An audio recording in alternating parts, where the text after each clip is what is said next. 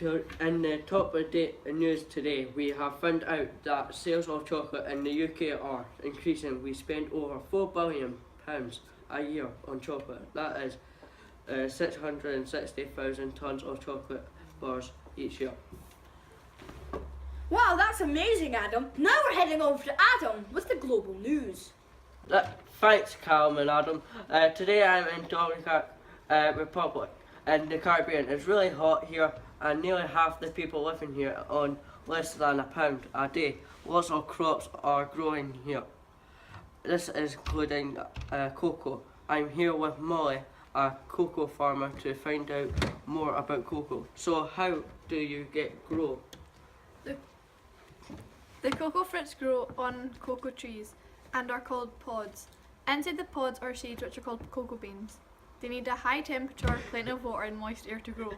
Most of the countries they grow in are close to the equator. That's really interesting. So what happens at the harvest time? The cocoa pods are cut from the trees and are broken up. The white pulp inside is pulled out and cooked to give them a good taste. This takes 5 to 10 days. The cocoa beans are then sorted into bags to be sold. It's very hard work and takes a lot of time, and many farmers don't earn enough money to keep their farms going or to pay for things like school for their kids or medicines when they get sick. So what are farmers doing about this? Well, they don't often have the power to do anything, but a lot of young people do not see the future in cocoa farming. But they want to have different jobs when they're older. If this keeps going, that means there'll be no more cocoa farmers in the future. Thank you, cocoa farmer, and it's back to the studio. Well,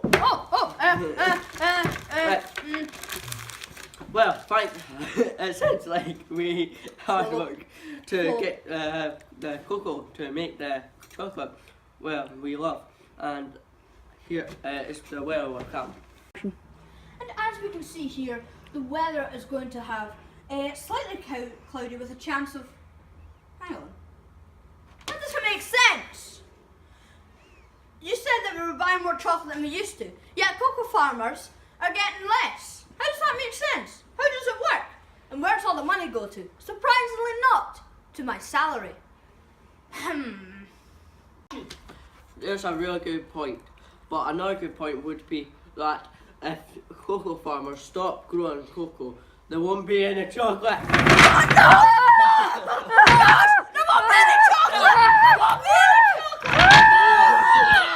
No!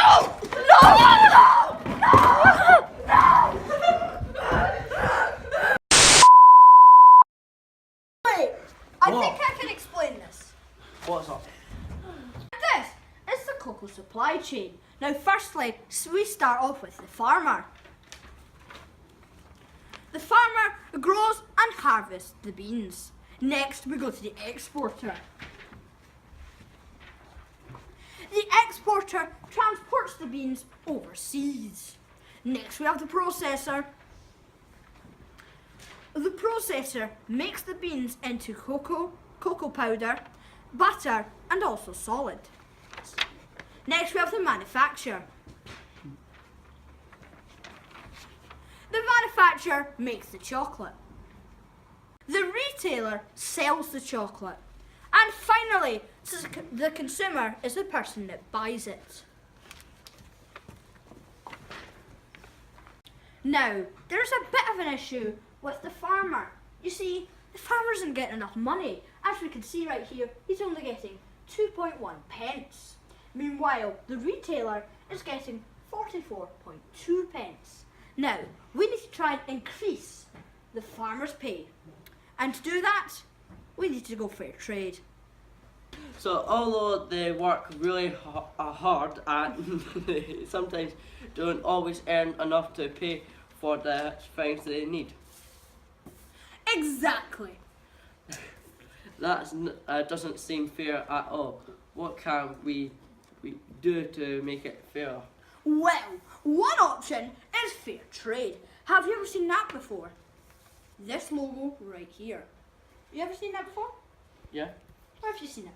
I've seen it on tea bags and coffee and bananas and chocolate, But what does that mean? Well, firstly, you've seen it on bananas because you're a monkey. And secondly, well, Fairtrade is simply the way to support millions of farmers in poorer countries who struggle to make enough money. If you see this logo, that means a farmer will receive a fair pay for fair work. Farmers can also get a little extra on the Fairtrade. It's called the Fairtrade Premium. They can spend it on whatever they want, like schools and hospitals. So choosing Fairtrade can make a huge difference to people who work hard to grow our food. Thanks, Cam. How's the weather looking now? Well, the weather's looking okay. It's looking very good. And certainly in the Fairtrade world, everything's going to be getting better if we go Fairtrade.